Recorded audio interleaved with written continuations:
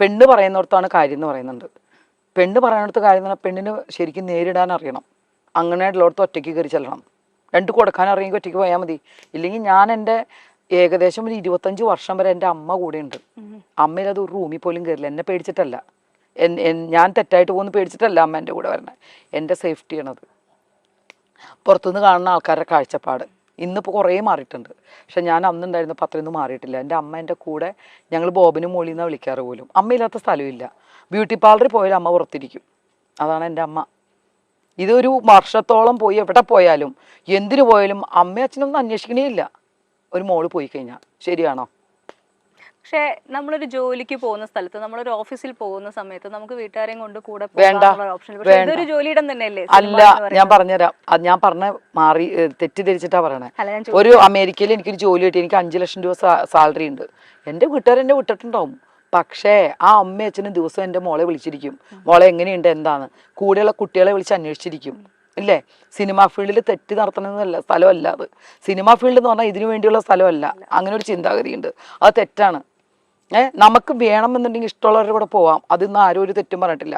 കോടതി വരെ പറഞ്ഞിട്ടില്ല ഒരു പുരുഷനും സ്ത്രീക്ക് ഇഷ്ടമുള്ളവരുടെ കൂടെ പോവാം. അതിന് നിയമം ആണ്. പക്ഷേ ഈ വരുന്ന ആൾക്കാർ മുന്നേ റൂമിൽ കയറിയിട്ട്, ഞാനതാ പറഞ്ഞു, ഇപ്പോഴും ഒരു ഒന്നും ചെയ്യാത്ത ഒരു പുരുഷനെ റൂമിൽ കയറിയിട്ട് നാളെ അവൻ പീഡിപ്പിച്ചു അയാൾ എന്ത് തെളിവ് കാണിച്ചു കൊടുക്കും? ഞാനിപ്പോൾ അവരോട് പറയുന്നുണ്ട്. ഞാൻ ഒരു കാര്യം ഇപ്പം ഇതുവരെ ഞാൻ ആരോടും പറഞ്ഞിട്ടില്ല. ദയവ് ചെയ്ത് പുരുഷന്മാരോട് ഈ പാവം എൻ്റെ ഒരു എളിയ അഭ്യർത്ഥനയാണ്. നിങ്ങളിനി ഒരു കാരണവശാലും ഒരു ലേഡി റൂമിലേക്ക് കയറി വന്നാൽ ഈ ബട്ടൺസിൽ ഒരു ക്യാമറ വെച്ചോട്ടോ. നിവൃത്തിയില്ല, ഇല്ലെങ്കിൽ നമുക്ക് രക്ഷയില്ല. അത് തമാശ ഒന്നല്ല, ഞാൻ വെറുതെ പറയണതല്ല. കാരണം അവരെന്താ കാണിക്കുക?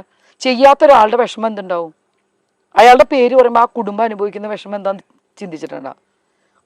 ഞാൻ നേരത്തെ പറഞ്ഞെന്താ, ഒരുപാട് ദിവസം കൂടെ പോയി സ്നേഹിച്ചു, മലേഷ്യ പോണു, സിംഗപ്പൂർ പോണു, ഡ്രസ്സ് മേടിക്കുന്ന, സിനിമ, ഇതെല്ലാം കഴിഞ്ഞിട്ട് 1 കൊല്ലം കഴിഞ്ഞിട്ട് പറയാണ് അവൻ എൻ്റെ കൂടെ നിന്ന് എനിക്കത് ശരിയായില്ല എന്ന് പറഞ്ഞിടത്ത് എന്തർത്ഥമുള്ള? ഈ കുട്ടിയുടെ അച്ഛനും അമ്മയൊക്കെ എവിടെയായിരുന്നു? അപ്പോൾ എൻ്റെ അമ്മ ഇപ്പോഴും 9 മണി ഞാൻ ചോദിക്കും, നീ എവിടെയാണെന്ന്.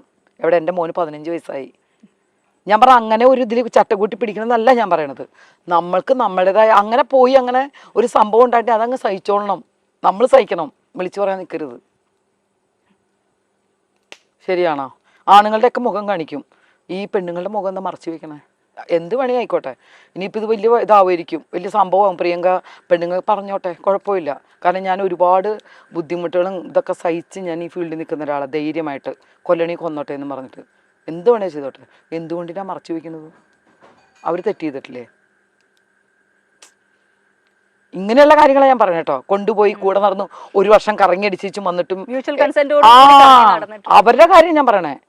അല്ലാതെ ബലമായ ഒരു സ്ത്രീയെ പിടിച്ചു കൊണ്ടുപോയിട്ട് അവരെ സമ്മതമില്ലാതെ ചെയ്യുന്നതിന് ഞാൻ അതിനൊക്കെ കൂടെ സപ്പോർട്ട് ചെയ്യുന്ന ആ സ്ത്രീക്ക് വേണ്ടി നിൽക്കുന്ന ആളാണ് ഞാൻ. പക്ഷെ ഇങ്ങനെയുള്ളതിന് ഞാൻ കൂട്ടു നിൽക്കില്ല. മീട്ടു ഞാൻ കൂട്ടു നിൽക്കൂല. ഇപ്പൊ വന്നിരിക്കുന്ന ഈ വിവാദങ്ങളും വിഷയങ്ങളിലും ഒക്കെ ജെനുവിനിറ്റി ഉണ്ട് എന്ന് ഫീൽ ചെയ്യുന്നുണ്ടോ? ഏതെങ്കിലും തരത്തിൽ, അല്ലെങ്കിൽ ഒരു ശതമാനമെങ്കിലും? ഇപ്പോൾ ഹേമ കമ്മീഷൻ അതാണല്ലോ നമ്മൾ സംസാരിക്കുന്നത്. ഞാൻ അതിനെക്കുറിച്ച് ആധികാരികമായിട്ട് ഞാനത് മുഴുവൻ വായിച്ചിട്ടുമില്ല. എനിക്ക് അതിനെക്കുറിച്ച് പറയാനും അറിഞ്ഞുകൂടാ. പിന്നെ ഇപ്പം ഈ പറയുന്നതിന് ഒരു നേരത്തെ പറഞ്ഞതിന് എന്നെ ഒപ്പം ഞാൻ വെക്കാം. ഏതൊരു നടനോ ആരെങ്കിലും അങ്ങനെ ചെയ്തിട്ടുണ്ടെങ്കിൽ അവർക്ക് ഇത്ര പെട്ടെന്ന് ഈ റൂമിനകത്ത് ക്യാമറ വെച്ച് തെളിവ് കൊടുക്കാനൊന്നും പറ്റില്ല. കേസ് നോക്കുക, എന്നിട്ട് അതിനുള്ള തെളിവുകളുടെ അടിസ്ഥാനം, അതിനാണോ തെളിവുള്ളത്? പണ്ടത്തെ ഏത് ഹോട്ടലിൽ, ഇപ്പോൾ ഈ കാലമുള്ള ഹോട്ടലിലൊക്കെ ക്യാമറ ഉണ്ടാവും ഇല്ലേ? പിന്നെ കുറ്റം ചെയ്തിട്ടുണ്ടെങ്കിൽ ശിക്ഷിക്കുക. പിന്നെ ചെയ്ത നമ്മുടെ ഭാഗത്തുള്ള തെറ്റെന്താണ്? ആ നിമിഷം സ്പോട്ടിൽ നമ്മൾ പ്രതികരിക്കില്ല. എന്തുകൊണ്ടാണ്? ഇപ്പം ചോദിക്കുക എല്ലാവരും, ഇവളൊക്കെ 10-12 കൊല്ലം കഴിഞ്ഞിട്ടാണ് പ്രതികരിക്കുന്നത്. ആ സമയത്ത് പേടിയാണ്, പേടിച്ചിട്ടായിരിക്കും പ്രതികരിക്കാത്തത്. അല്ലെങ്കിൽ പിന്നെ ചിന്തിക്കുന്നത് എന്താണെന്നറിയോ? എന്തെങ്കിലും നമ്മളെ ഹെൽപ്പ് ചെയ്യുമായിരിക്കും. എന്തായാലും ഇങ്ങനെ ആയതല്ലേ, ഒരു സിനിമയിലെങ്കിലും ചാൻസ് തരുമായിരിക്കും. പാവപ്പെട്ട കുട്ടികൾ അങ്ങനെയും ചിന്തിക്കും. ഇതൊന്നും നടക്കാതെയും വന്ന് ഇങ്ങനെ ഒരു സപ്പോർട്ടും കിട്ടിയപ്പോൾ വിളിച്ച് പറഞ്ഞിട്ടുണ്ടാവും. കാരണം നല്ല സപ്പോർട്ടില്ലേ ഇപ്പോഴത്തെ സ്ത്രീകൾക്ക്? ഇപ്പം ഈ പ്രശ്നം വന്നാൽ എല്ലാവർക്കും സപ്പോർട്ട് കൊടുക്കുന്നില്ലേ? അപ്പോൾ അവർ വിളിച്ചു പറയും. അതിൽ സത്യം എന്താണെന്ന് അന്വേഷിക്കട്ടെ. അന്വേഷിക്കണവരെ എല്ലാവരും വെയിറ്റ് ചെയ്യേണ്ടി വരും. കാരണം നമുക്കിപ്പോൾ പെട്ടെന്ന് കയറിയിട്ട് നാളെ തന്നെ അയ്യോ ഇല്ലട്ടോ എന്ന് പറയാൻ പറ്റില്ല. ഇത്തിരി സമയമെടുക്കും. അത് സമയം തന്നെ വരെ വെയിറ്റ് ചെയ്യണം. ഈ പ്രശ്നങ്ങളും വിവാദങ്ങളും ഇടയിൽ ചേച്ചിയുടെ ലൈഫിൽ വളരെ എന്താ പറയുക മോശമായ കാര്യങ്ങൾ പുറത്തു വന്ന സമയത്ത് ഇത് കണ്ടിട്ടാണ് ബ്രദർ ആത്മഹത്യ ചെയ്തത് എന്ന് ചേച്ചി പറഞ്ഞതായിട്ടാണ് ഞാൻ. ഒരിക്കലും ഇല്ല, അത് 100% തെറ്റ്. പിന്നെ ഞാൻ ഫീൽഡിൽ വരുന്നതിന് മുമ്പ് എൻ്റെ ബ്രദർ മരിച്ചു. അതെങ്ങനെ മരിച്ചു എന്ന് ഞാനിപ്പോൾ വെളിപ്പെടുത്താം. ഇതുവരെ ആർക്കും അറിയില്ലായിരിക്കും. മോഹൻലാൽ ഉത്സവപ്പിറ്റെന്നൊരു പടം ഉണ്ടായിരുന്നു. ആ പടത്തിൽ ലാലേട്ടൻ ലാസ്റ്റ് തൂങ്ങി മരിക്കുന്ന സീനായിരുന്നു. കുട്ടികളുടെ മുന്നിൽ വെച്ചിട്ട് ആ കുട്ടികളുടെ മുമ്പിൽ വെച്ച് എൻ്റെ ബ്രദർ ചെയ്തിട്ട് 14 വയസ്സിൽ കാലറിയാതെ സ്ലിപ്പായി പോയിട്ട് മരിച്ചതാണ് എൻ്റെ ബ്രദർ. ഓക്കെ. അവനന്ന് 14 വയസ്സ്, ട്വിൻസ് ആയിരുന്നു. ആ ഒരാൾ മരിച്ചത് ഞാൻ ഫീൽഡിൽ വരുന്നതിന് മുമ്പ്. അന്ന് എനിക്ക് 13 വയസ്സ്. ഈ ഇൻസിഡന്റ് ലാലേട്ടന് അറിയാം. ഇത് പേപ്പറിൽ വലിയ ന്യൂസ് ആയിരുന്നു. അത് വന്ന് ഭരത് ഗോപി സാറാണ് അത് ഡയറക്റ്റ് ചെയ്തത്. അദ്ദേഹത്തിനും ഇതറിയാം. ആ ഒരു സ്നേഹം എൻ്റെ അമ്മോടും എന്നോടും ലാലേട്ടനുണ്ട്. പക്ഷേ ഇന്ന് ഇപ്പൊ ഇന്റർനെറ്റിൽ നോക്കിക്കഴിഞ്ഞാൽ പല വാർത്തകളിലും പറഞ്ഞു വരുന്നത് ഈ സഹോദരൻ മരിച്ചത് ചേച്ചിയുടെ ലൈഫിലുണ്ടായ വിവാദം ഉണ്ടായ പിക്ചർ കണ്ടതിന് ശേഷമാണ് സഹോദരൻ ജീവൻ. ഒരിക്കലും അല്ല. ഇത് കേട്ടുകൊണ്ടിരിക്കുന്ന മരിച്ച സമയത്ത് പെരുമ്പാവൂർ വെച്ചാ മരിക്കുന്നത്. ആ നാട്ടുകാർക്ക് കറക്റ്റ് അറിയാം എന്താ സംഭവം. അന്ന് പ്രിയ ഫീൽഡിലില്ല. അപ്പം ഇത് ശുദ്ധ നുണയല്ലേ പറഞ്ഞത്. അപ്പം ഇതുപോലെ എത്ര ന്യൂസ് എന്നെക്കുറിച്ച് പറയുന്നുണ്ട്. ഇതൊരു ബ്രദറൊക്കെ മരിച്ചത് എന്ന്. അത് കഴിഞ്ഞ് എനിക്കൊരു ബ്രദറുകൾ കുവൈറ്റിൽ വർക്ക് ചെയ്യണം, വൈഫും കുട്ടിയായിട്ട്. ആ ബ്രദറും ഇതായിട്ട് യാതൊരു കണക്റ്റഡും അല്ല. പക്ഷെ ഞാൻ അതും കേട്ടു. ആ പത്രം അന്ന് വിറ്റത് എങ്ങനെയാണെന്നറിയോ? ഞാൻ കണ്ടതാ. അന്ന് ഞാൻ സത്യമായിട്ട് പൊട്ടിക്കരഞ്ഞിട്ടുണ്ട്. ഞാൻ പാസ് ചെയ്യുമ്പോൾ കടയുടെ മുമ്പിൽ തൂങ്ങി കിടക്കുന്നു. പ്രിയങ്കയുടെ ഫോട്ടോ ഉണ്ട്, നഗ്നമായ ഫോട്ടോ ഉണ്ട്, ബ്രദർ തൂങ്ങി മരിച്ചെന്നു. ആലോചിച്ച് നോക്ക്. അപ്പം അത് എന്തിനാണ് ഹെഡിങ് കൊടുത്തത്? അയാളുടെ പത്രത്തിൽ കാശ് കിട്ടാൻ വേണ്ടി ആൾക്കാർ വാങ്ങി വായിക്കും. സെയിം പത്രം ക്രൈം കൊടുത്തതാണത്. ക്രൈം പറയണേന് എന്താ എനിക്ക് പേടിയൊന്നുമില്ല അയാളുടെ പേര് പറയണേന്. ക്രൈം നന്ദകുമാർ അന്ന് ആ പത്രം അത് ഇട്ടിട്ട് അന്നത്തെ മാത്രം വിറ്റുപോയ കാശ് എത്രയാണെന്നറിയോ? എന്തിനാണ് നുണയായിട്ടുള്ളൊരു കാര്യം പറഞ്ഞ് ഇങ്ങനെ ചെയ്യണം? ഭരതേട്ടനെ കുറിച്ച് കുറേ പറഞ്ഞു. ഭരതേട്ടൻ്റെ വീട്ടിൽ ജനിച്ചു വന്ന ഒരു മോളെ പോലെ സ്നേഹിച്ച ആളാണ് ഭരതേട്ടൻ, ലളിത ചേച്ചി, ആ കുട്ടികളൊക്കെ. സിദ്ധാർത്ഥനെ ഞാൻ എടുത്തുകൊണ്ട് നടന്നിട്ടുണ്ട്. അപ്പോൾ ഇതിപ്പോൾ പറയുമ്പോൾ ഇത്രയൊന്നും ഞാൻ ആരോടും പറഞ്ഞിട്ടില്ല. പക്ഷെ മരിച്ച കാര്യം ഞാൻ കുറേ ന്യൂസ് വായിച്ചിട്ടുണ്ട് ഇങ്ങനെ. ഇത് കേട്ടുകൊണ്ടിരിക്കുന്ന എന്നെ അടുത്തറിയുന്ന ആൾക്കാർക്കറിയാം, എൻ്റെ കുടുംബക്കാർക്കറിയാം, ആ നാട്ടുകാർക്കറിയാം, ഹോസ്പിറ്റലുകാർക്കറിയാം. പോസ്റ്റ്മോർട്ടം നടന്നു എത്ര വർഷം മുമ്പ്. പ്രേം നസീർ മരിച്ച ദിവസം ആലോചിച്ച് നോക്കിയാൽ മതി. അന്നാണ് എൻ്റെ ബ്രദർ. എത്ര വർഷമായി?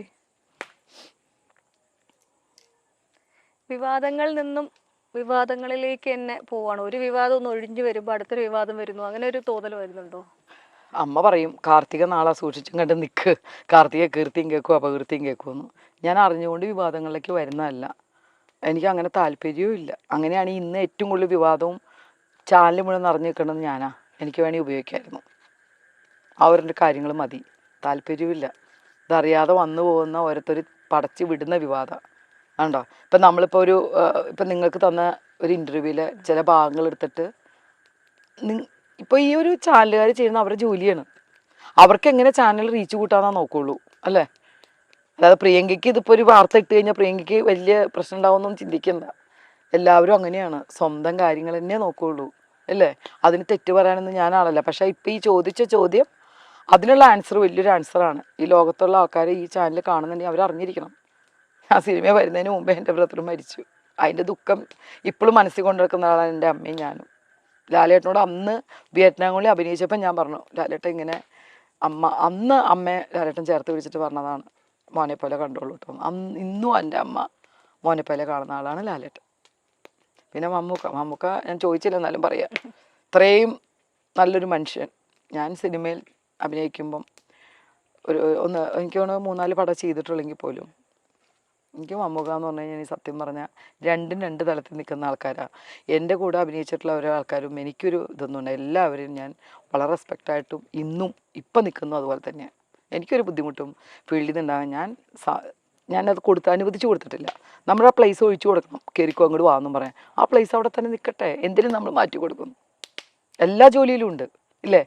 ഈ ഒരു ജോലി മാത്രമല്ല, ഹോസ്പിറ്റൽ ജോലിയുണ്ട്, എല്ലായിടത്തും ഉണ്ടാവും. നമ്മളല്ലേ തീരുമാനിക്കേണ്ടത് നമ്മൾ എന്ത് ചെയ്യണമെന്ന്. കോമഡി കഥാപാത്രങ്ങളിലൂടെ മലയാളികൾക്ക് പ്രിയങ്കരിയായി മാറിയ നടിയാണ് പ്രിയങ്ക അനൂപ്. വർഷങ്ങൾക്ക് മുൻപേ സിനിമയിൽ സജീവമായിരുന്ന നടി ശ്രദ്ധേയമായ നിരവധി കഥാപാത്രങ്ങളെ അവതരിപ്പിച്ചു കഴിഞ്ഞു. ഇടയ്ക്ക് ചില വിവാദങ്ങളും വിമർശനങ്ങളും ഒക്കെ നടിയുടെ പേരിലുണ്ടായി. എന്നാൽ അതിനെയൊക്കെ മറികടന്ന് മുന്നോട്ട് വന്നിരിക്കുകയാണ് നടി. പുതിയ സിനിമയുടെ വിശേഷങ്ങൾ പങ്കുവച്ചും പ്രിയങ്ക മുന്നോട്ട് വന്നിട്ടുണ്ട്. ഇതിനിടെ പ്രിയങ്കയുടെ നഗ്നചിത്രങ്ങൾ പുറത്തുവന്നു എന്ന രീതിയിൽ നിരവധി തവണ വാർത്തകൾ വന്നിട്ടുണ്ട്. ഇതിനെക്കുറിച്ചും പ്രിയങ്ക മനസ്സ് തുറക്കുകയാണ്. സഹോദരന്റെ മരണത്തെക്കുറിച്ചും പ്രിയങ്ക പറയുന്നുണ്ട്.